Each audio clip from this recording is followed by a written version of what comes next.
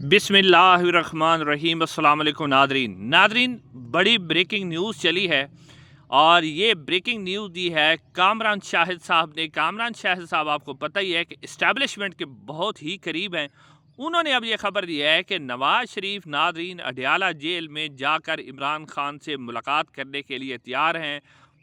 नवाज़ शरीफ सुलह सफाई करवाना चाहते हैं और नवाज शरीफ मामलात को बातचीत से हल करने के लिए तैयार हैं। नाज़रीन, अब ये जो खबर आई है बहुत बड़ी खबर, और ये कामरान शाहिद साहब ने दी है जो कि नून लीग और इस्टेब्लिशमेंट दोनों के करीब हैं। अब सवाल ये है कि ये खबर क्या इस्टेब्लिशमेंट ने चलवाई है या फिर एक और ख़बर सीनियर साफ़ी एतजाज़ सैयद साहब ने दी है। उस खबर के अंदर उन्होंने बहुत बड़ा इंकशाफ किया है कि आसिफ जरदारी साहब और फील्ड मार्शल साहब के दरमियान एक बहुत बड़ी डील हो चुकी है और उस डील के नतीजे में नून लीग जो है वो जाती हुई नज़र आती है। और नून लीग इस हवाले से ख़बरें ये चला रही है और नून लीग पैगाम दे रही है इस्टेब्लिशमेंट को कि जी अगर आप हमारे साथ धोखा करेंगे तो फिर आप भी नहीं रह सकेंगे। और इस्टेब्लिशमेंट नून लीग को पैगाम दे रही है। और ये क्यों खबरें चलवाई जा रही, बड़ी अहम डिटेल मैं आपके सामने रखने जा रहा हूँ। नाज़रीन, कामरान शाहिद ने जब खबर चलाई उसके बाद राणा सनाउल्लाह साहब लाइव उनके साथ शो में आए तो राणा सनाउल्लाह साहब ने इस बात की तस्दीक की कि जनाब नवाज शरीफ साहब मुलाकात के लिए तैयार हैं। और उन्होंने कहा कि इसमें शहबाज शरीफ साहब की भी और फील्ड मार्शल की मर्जी भी शामिल है इस मुलाकात के अंदर। अब नाज़रीन, जब ये बात की गई तो इसमें 2 से 3 अहम बातें आपने देखनी हैं। एक, ये बात क्यों की जा रही है, आप ये भी बात जहन में रखें कि असद कैसर साहब की जो सऊदी सफ़ीर से मुलाकात हुई थी, पहला पॉइंट आप ये याद रखें वो किस तरह अहम है। अब सऊदी सफ़ीर से जो मुलाकात हुई, आपको पता है कि सदर डोनाल्ड ट्रंप ने एक बात की थी कि इब्राहिम अकार्ड वो करने जा रहे हैं, यानी इज़राइल को तस्लीम करने के हवाले से मुख्तलिफ ममालिक जो ख़ास तौर पर जो खलीज के ममालिक हैं जिसमें सऊदी अरब है, UAE है और पाकिस्तान को भी उन्होंने कहा था कि वो इज़राइल को तस्लीम करने जा रहे हैं। अब पहली बात इसके अंदर ये नज़र आती है कि इस्टेब्लिशमेंट फील्ड मार्शल साहब, क्योंकि आसिम मुनीर साहब जो हैं वो डोनाल्ड ट्रंप से वादा करके आए थे कि हम इज़राइल को तस्लीम करेंगे। और जब इज़राइल को तस्लीम करना है तो उसके लिए आपको वो शख्स चाहिए, वो सियासी पावर चाहिए जिसकी आवाम के अंदर जड़ें हैं। अब नून लीग चलो फैसला कर लेगी, लेकिन वो तो फॉर्म 47 पे आए हुए हैं। तो इस्टेब्लिशमेंट अब ये गेम खेल रही है कि किसी तरीके से PTI को इस बात पर कैल किया जाए, जो बाहर क़यादत मौजूद है वो इमरान खान की मर्ज़ी इसके अंदर शामिल करवा दे कि जी हम इज़राइल को तस्लीम करने के हवाले से हम इस्टेब्लिशमेंट और पाकिस्तान के साथ हैं। यानी अब इस्टेब्लिशमेंट अपना फ़ैसला तो वो कर चुकी है, लेकिन उनको डर लग रहा है कि अगर हम नून लीग के साथ मिलकर फ़ैसला करेंगे तो हमारे इस फ़ैसले को पजीराई हासिल नहीं होगी। अब ये वो कोशिश कर रही इस्टेब्लिशमेंट। एक पॉइंट तो आ गया ये।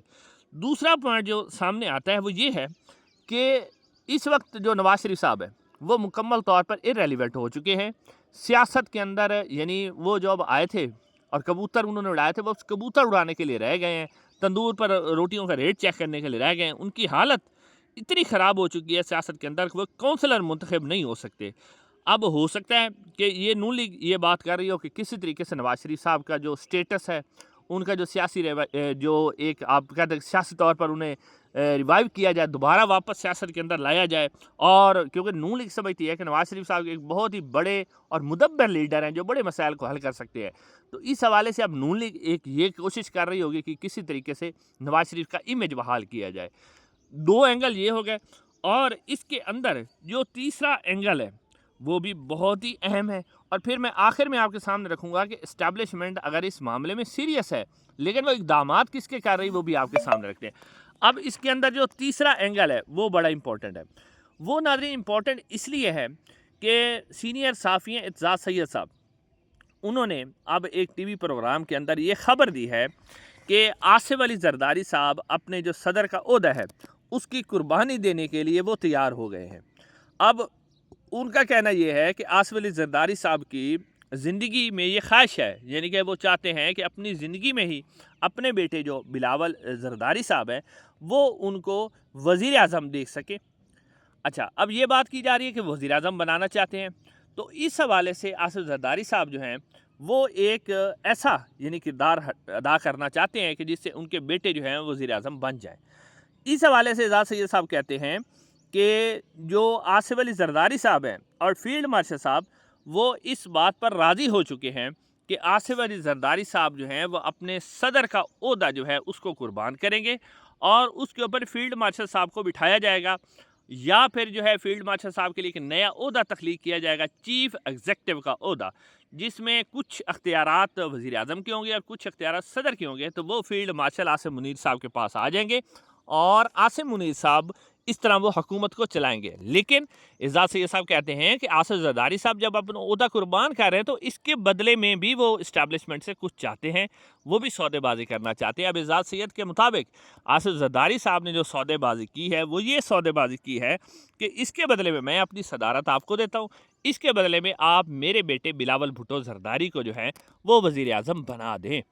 تو اب اس حوالے سے جو اعزاز سید صاحب وہ کہہ رہے ہیں کہ اس طرح جو بلاول بھٹو وزیر اعظم بنیں گے تو اب کیونکہ نون لیگ کو یہ اب بلاول بھٹو وزیر اعظم بنے کیسے گے وہ بھی میں آگے ڈیٹیل آپ کے سامنے رکھتا ہوں کہ اس کے لیے کیا انتظام کیا جا رہا ہے کہ اگر نون لیگ ووٹ نہیں دیتی تو پھر کیا کیا جائے گا۔